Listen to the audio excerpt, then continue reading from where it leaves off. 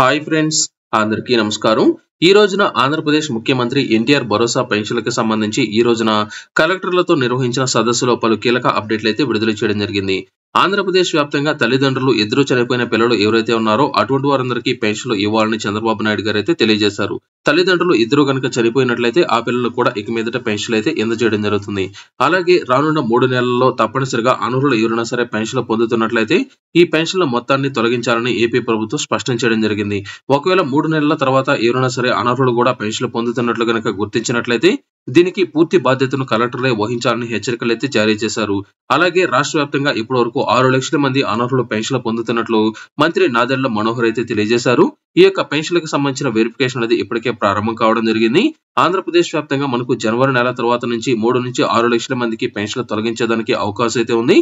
దీనికి సంబంధించిన వెరిఫికేషన్ అనేది ఏ విధంగా ఉంటుంది, అలాగే కొత్త పెన్షన్లకు సంబంధించిన రిజిస్ట్రేషన్లతో పాటు ఈ యొక్క పాత పెన్షన్లకు సంబంధించిన వెరిఫికేషన్ సంబంధించిన తాజా అప్డేట్ ఇప్పుడు నేను మీకైతే తెలియజేస్తాను. దీనికి సంబంధించిన డెమో కూడా ఇప్పుడు నేను మీకైతే చూపిస్తాను.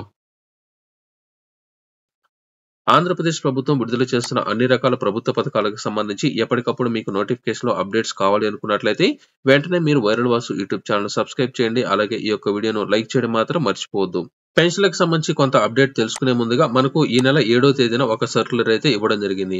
ఆంధ్రప్రదేశ్ వ్యాప్తంగా ఏదైతే ఎన్టీఆర్ భరోసా పెన్షన్లు ఉన్నాయో ఈ యొక్క ఎన్టీఆర్ భరోసా పెన్షన్లకు సంబంధించి గత ప్రభుత్వ హయాంలో ఏదైనా సరే అవకతవకలు గనుక జరిగినట్లయితే వారిని గుర్తించడం కోసం ఏపీ ప్రభుత్వం ఇంటింటికి ఈ యొక్క పెన్షన్దారులు ఎవరైతే ఉన్నారో వారికి సంబంధించి ఈ యొక్క సెక్రటేరియట్లు వారి అంటే సచివాలయాల వారీగా వెరిఫికేషన్ చేయాలని అయితే నిర్ణయించడం జరిగింది. దీనికి సంబంధించి ఏపీ ప్రభుత్వం విడుదల చేసిన ఈ యొక్క జియోకి సంబంధించి ఫాస్ట్ గా ఒక అప్డేట్ మీకైతే చెప్తాను. ఇప్పటికే నేను ఒక వీడియోలో పూర్తిగా అయితే తెలియజేశాను. మరొకసారి ఈ యొక్క వీడియోకి సంబంధించి కంటిన్యూషన్ లో భాగంగా ఇప్పుడు మీకు చెప్తున్నాను. మనకు ఈ యొక్క పెన్షన్ వెరిఫికేషన్ కి సంబంధించి సంబంధిత అధికారులకు ఫీల్డ్ వెరిఫికేషన్ కి సంబంధించి ఒక యాప్ అయితే ఇవ్వడం జరిగింది. సంబంధిత అధికారులు యాప్ అనేది ఇన్స్టాల్ చేసుకున్న తర్వాత సంబంధిత మండలాలకు సంబంధించిన అధికారులు కాకుండా పక్క మండలాలకు సంబంధించిన అధికారులు కొన్ని టీములుగా విడిపోయి ఒక్కొక్క టీంకి 40 పెన్షన్లు అయితే అలొకేట్ చేయడం జరుగుతుంది.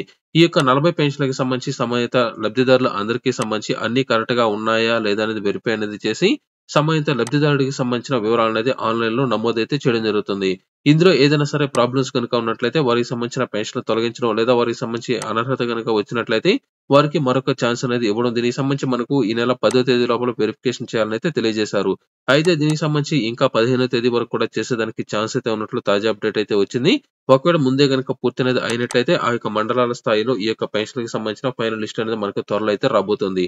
ఇక చూసుకున్నట్లయితే ఈ యొక్క యాప్ అనేది ఏ విధంగా ఉంటుంది, అలాగే దీనికి సంబంధించిన కొంత ఇన్ఫర్మేషన్ కనుక చూసుకున్నట్లయితే మనకు వెరిఫికేషన్ అనేది ఏ విధంగా ఉంటుంది అనే దానికి సంబంధించి ఈ యొక్క పెన్షన్ వెరిఫికేషన్ కి సంబంధించిన అధికారులు వారికి సంబంధించిన లాగిన్ అనేది అయిన తర్వాత ఇక్కడ పెన్షన్ కి సంబంధించిన వెరిఫికేషన్ మీద క్లిక్ చేసినట్టు ఇక్కడ పెన్షన్ వెరిఫికేషన్ కి సంబంధించి సచివాలయం పేరు అనేది సెలెక్ట్ చేసుకున్న తర్వాత ఇక్కడ ఆ యొక్క సచివాలయం పరిధిలో ఎన్ని పెన్షన్ అనేది ఈ యొక్క సంబంధిత అధికారికి కేటాయించారో ఆ యొక్క వివరాలు ఇక్కడైతే రావడం జరుగుతుంది. ఇక్కడ సింపుల్ గా వెరిఫై ఉంది కదా, ఈ యొక్క వెరిఫై మీద క్లిక్ చేసినట్లయితే ఇక్కడ సంబంధిత పెన్షన్దారుడికి సంబంధించిన పూర్తి డీటెయిల్స్ ఇక్కడ రావడం జరుగుతుంది. పేరు, మండలం, పెన్షన్దారుడికి సంబంధించిన ఐడి, వృద్ధాప్య పెన్షన్ లేకపోతే వితంతు పెన్షన్లు వస్తాయి. ఇలా వీరికి సంబంధించి ఎలిజిబిలిటీ అనేది వచ్చింది కాబట్టి ఈ యొక్క వెరిఫికేషన్ లో భాగంగా ఇక్కడ చూసుకున్నట్లయితే పెన్షన్దారుని యొక్క స్టేటస్ ను ఎంచుకోండి. అంటే ప్రస్తుతం ఆ యొక్క వ్యక్తి బ్రతికే ఉన్నాడా, లేకపోతే చనిపోయి ఉన్నాడా, లేదా అందుబాటులో లేరా, అంటే అలైవ్ అంటే ప్రస్తుతం జీవించే ఉన్నాడు, వీరికి పెన్షన్ అనేది వచ్చే నెలలో పంపిణీ చేయవచ్చు అని దాని యొక్క ఉద్దేశం. లేదా ఇక్కడ డెడ్ అనేది క్లిక్ చేసినట్లయితే ఆల్రెడీ ఈ యొక్క పెన్షన్దారుడు చనిపోయాడు అని క్లిక్ చేయాల్సి ఉంటుంది. లేదా ఆ యొక్క పెన్షన్దారుడు ప్రస్తుతం అందుబాటులో లేరు, పక్కన ఎక్కడికో వెళ్ళి ఉన్నారు, మరలా పెన్షన్ తీసుకున్న సమయానికి వస్తారని దీని యొక్క ఉద్దేశం. ఇక్కడ డెడ్ మీద క్లిక్ చేసినట్లయితే ఆ యొక్క పెన్షన్దారుడికి సంబంధించిన వివరాలు అనేది తర్వాత వెరిఫికేషన్ చేయాల్సిన అవసరం లేదు. ఎందుకంటే డెడ్ మీద క్లిక్ చేసిన వెంటనే ఆ యొక్క పెన్షన్దారుడికి సంబంధించిన భార్య ఎవరైతే ఉంటారో ఆమెకు సంబంధించిన సంబంధిత అధికారులు ఆ యొక్క భర్తకు సంబంధించిన డెత్ సర్టిఫికేట్ వివరాలు అనేది అందులో అప్డేట్ అనేది అయితే చేయాల్సి ఉంటుంది. అది ఎవరికంటే భర్త పెన్షన్ పొందుతూ ఉండి భర్త చనిపోయినట్లయితే ఆ యొక్క పెన్షన్ ను తర్వాత నెల నుంచి ఆ యొక్క భర్తకి సంబంధించిన భార్య ఎవరైతే ఉన్నారో ఆ యొక్క భార్యకి అయితే అందజేయడం జరుగుతుంది. ఇది డెత్ మీద. అందుబాటులో లేరంటే మరొకసారి వీరికి సంబంధించిన ఛాన్స్ అయితే ఉండేదానికి ఛాన్స్ అయితే ఉంది. ఇక్కడ ఆ వ్యక్తి అలైవ్ మీద క్లిక్ చేసినట్లయితే ఆ యొక్క వ్యక్తికి సంబంధించిన కుటుంబానికి సంబంధించిన ఆదాయం అనేది ఈ యొక్క 10,000, 12,000 లోపల ఉందంటే అవును మీద, అలాగే ఆ యొక్క కుటుంబానికి 3 ఎకరాల కంటే ఎక్కువ మాగాణి లేదా 10 ఎకరాల కంటే ఎక్కువ మెట్ట భూమి టోటల్ గా 10 ఎకరాలు ఉందా లేదా అంటే అవును లేదా లేదని, అలాగే కుటుంబానికి సంబంధించి ఎవరికైనా సరే 4 చక్రాల వాహనాలు ఉన్నాయా, అలాగే కేంద్రాలకి రాష్ట్రానికి సంబంధించిన ఉద్యోగులు ఎవరైనా ఉన్నారా, 12 అంటే సంవత్సరానికి సంబంధించి విద్యుత్ వినియోగం అనేది 300 యూనిట్లు ఏదైనా సరే దాటి ఉందా, మున్సిపల్ ప్రాంతాల్లో 1000 చదరపు అడుగుల కంటే ఎక్కువ స్థలం అనేది కలిగి ఉన్నారా? కుటుంబంలో ఎవరైనా సరే ఇన్కమ్ ట్యాక్స్ అనేది చెల్లిస్తున్నారా? కుటుంబంలో ఎవరైనా సరే ప్రైవేట్ సంస్థల్లో పనిచేస్తున్నారా? అలాగే పెన్షన్ కొనసాగించడానికి సిఫార్సు అనేది చేస్తూ ఉన్నారు. అంటే ఇది సంబంధిత అధికారి ఫైనల్ గా అప్డేట్ అనేది ఇవ్వడం జరుగుతుంది. ఇందులో ఏదైనా సరే లేదు అని గనుక పెట్టినట్లయితే మీకు పెన్షన్ ఆగిపోవడం జరుగుతుంది. ఉదాహరణకు ప్రభుత్వ ఉద్యోగం అనేది ఉన్న ఇన్కమ్ ట్యాక్స్ అనేది చెల్లిస్తున్నట్లు ఇక్కడ అవును మీద క్లిక్ చేసేసినట్లయితే ఇక్కడ ఖచ్చితంగా లేదు మీద వారైతే క్లిక్ చేయడం జరుగుతుంది. ఇందులో అన్నిటికీ నో గనుక ఉన్నట్లయితే మాత్రమే మీకు ఇక్కడ అవును అనేది వారైతే సెలెక్ట్ చేస్తారు. పెన్షన్దారుడికి సంబంధించి పెన్షన్ కొనసాగించడానికి సంబంధిత అధికారి సిఫార్సు అనేది చేస్తున్నారంటే వీరికి ఎలిజిబిలిటీ ఉందని దాని యొక్క ఉద్దేశం. అప్పుడుతో పెన్షన్దారుడికి సంబంధించిన ఫోటో అనేది తీసి అప్లోడ్ అనేది చేస్తే వారికి జనవరి 1వ తేదీ నుంచి పెన్షన్ అనేది కొనసాగించడం జరుగుతుంది.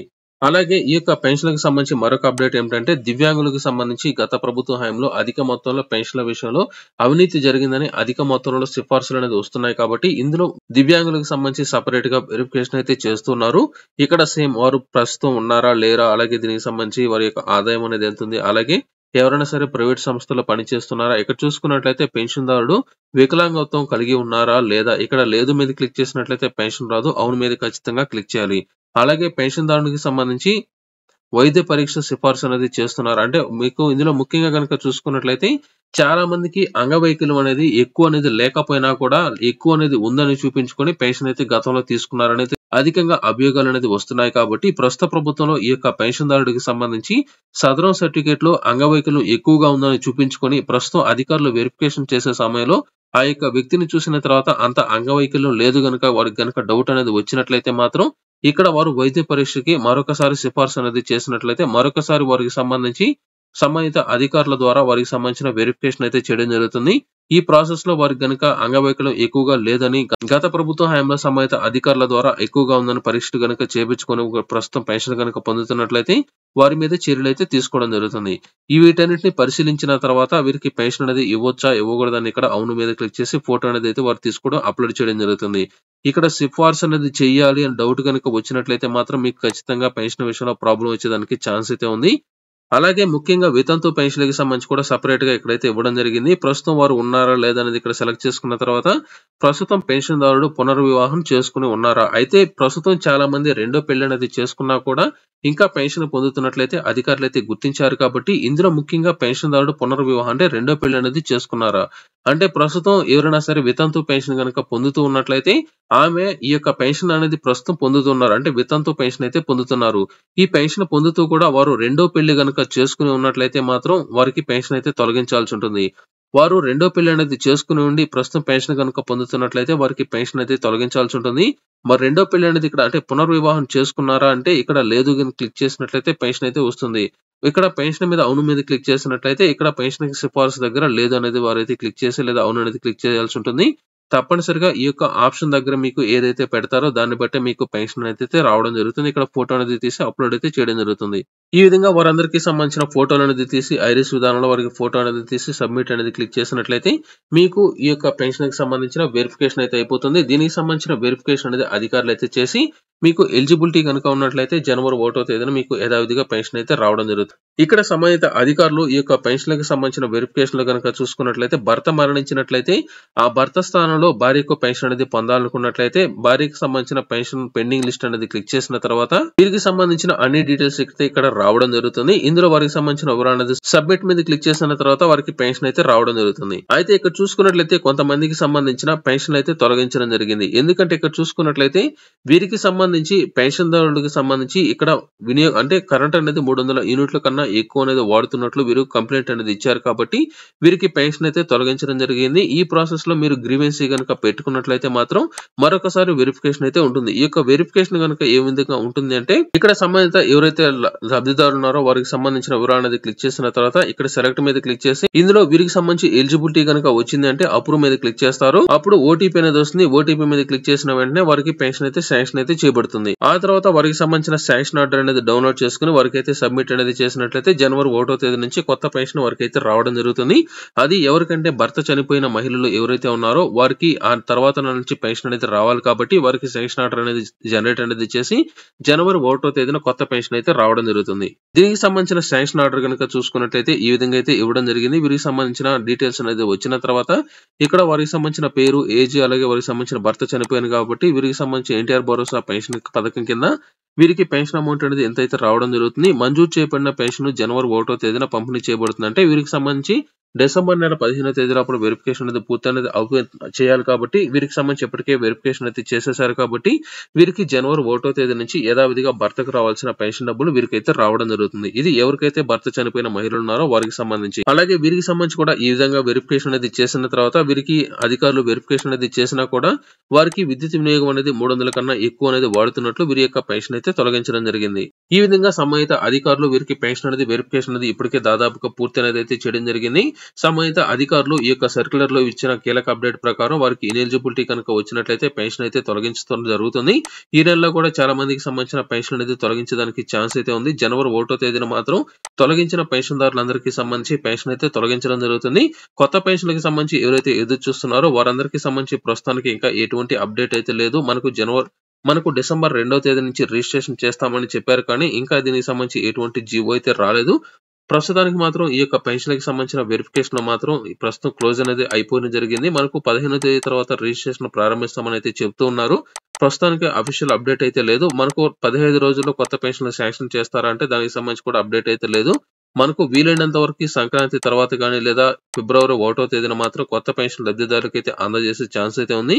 కొత్త పెన్షన్‌లు మాత్రం ఎవరైతే భర్త చనిపోయిన మహిళలకు అలాగే గతంలో ఎవరికైతే పెన్షన్ అనేది తొలగించి ఎలిజిబిలిటీ అనేది వచ్చి ఉంటుందో వారికి మాత్రమే ఈ యొక్క కొత్త పెన్షన్‌లు శాంక్షన్ చేసేదానికి అంటే జనవరి 1వ తేదీన పంపిణీ చేసేదానికి ఛాన్స్ అయితే ఉంది.